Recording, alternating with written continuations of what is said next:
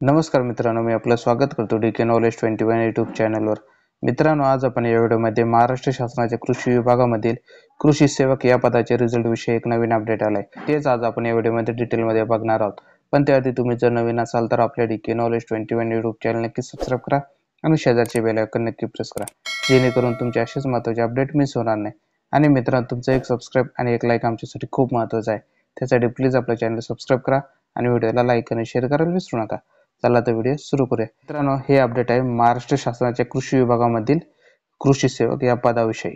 आता यामध्ये जर डिटेलमध्ये जर बघितलं तर विभागाच्या कृषी सेवक या पदाच्या दिनांक 11 ऑगस्ट 2023 अनुसरून दिनांक 16 जानेवारी 2024 रोजी 3 सत्रामध्ये आणि 19 जानेवारी 2024 रोजी 2 सत्रांमध्ये IBPS संस्थेमार्फत विविध केंद्रावर ऑनलाईन एक्झाम घेण्यात आली होती। सदर परीक्षेचा निकाल हा 12 मार्च 2024 रोजी प्राप्त झाला असून शासन पत्रक क्रमांकानुसार अनुसूचित क्षेत्रातील पदभरतीच्या अनुषंगाने निवड प्रक्रिया किंवा नियुक्ती संदर्भात कोणतीही कारवाई करण्यात येऊ नये असे आदेशित असल्याने प्राप्त निकाल आधारभूत धरून अनुसूचित क्षेत्राबाहेरील सर्वसाधारण गुणवत्ता यादी www.krishi.maharashtra.government.in संकेतस्थळावर दिनांक 12 मार्च 2024 रोजी प्रसिद्ध करण्यात आले आहे।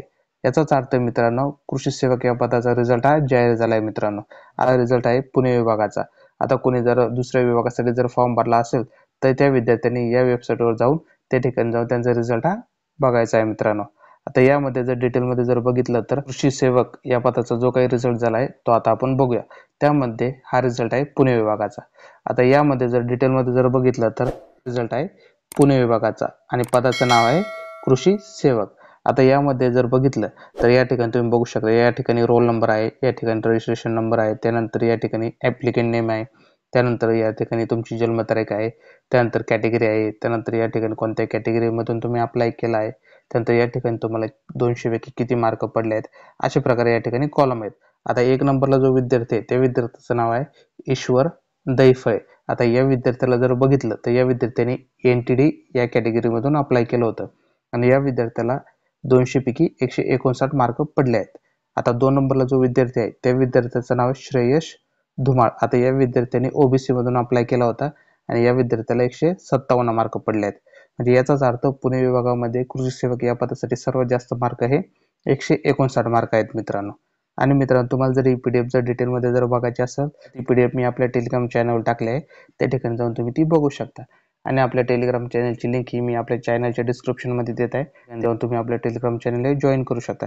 आता या ठिकाणी तुम्ही बघू शकता एक विद्यार्थ्याला कशा प्रकारे मार्क पडलेत। काही विद्यार्थ्यांना 151 मार्क आहेत, काही विद्यार्थ्यांना 148 मार्क आहेत, काहींना 146 मार्क आहेत, काहींना 145 मार्क आहेत। आता एकूण जर विद्यार्थी जर बघितलं तर म्हणजेच मित्रांनो, कृषी सेवक या पदासाठी पुणे विभागामध्ये किती विद्यार्थ्यांनी एक्झाम दिली होती ते आता आपण बघूया। त्यामध्ये विद्यार्थी जर बघितले तर 4741 विद्यार्थ्यांनी या पदासाठी एक्झाम दिली होती। आता जो काही शेवटचा विद्यार्थी आहे त्या विद्यार्थ्याला 0 मार्क पडले आहेत मित्रांनो। अशा प्रकारे मित्रांनो, तुम्हाला जर ही इन्फॉर्मेशन आवडली असेल तर व्हिडिओला लाईक करा, शेअर करा आणि आपल्या DK नॉलेज 21 यूट्यूब चॅनल नक्की सबस्क्राईब करा, जेणेकरून तुमचे असेच महत्त्वाचे अपडेट मिस होणार नाही। कारण तुमचं एक सबस्क्राईब आणि एक लाईक आमच्यासाठी खूप महत्त्वाचं आहे। त्यासाठी प्लीज आपलं चॅनल सबस्क्राईब करा आणि व्हिडिओला लाईक आणि शेअर करायला विसरू नका। धन्यवाद।